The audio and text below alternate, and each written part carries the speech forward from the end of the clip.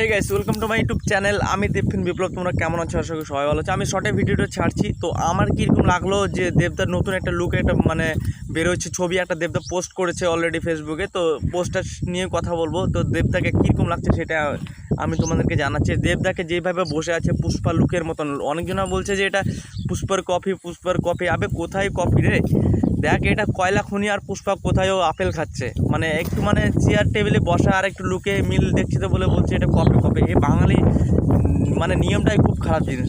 যে যাকে নিয়ে ওকে নিয়ে কাঠি করবে, সেরকম একটা ব্যাপার। তো আমার কীরকম লাগলো সেটাই বলছি। আমার এক কথায় খুব সুন্দর লেগেছে যেভাবে দেবদার লুক, ভাই বড় বড় চুল আর কীভাবে কুকড়ানো, আর দাড়িগুলো কীরকম সাইড অ্যাঙ্গেলে ছবি তোলা, আর দেবদার যে একটা চপ্পল পড়েছে অসাধারণ।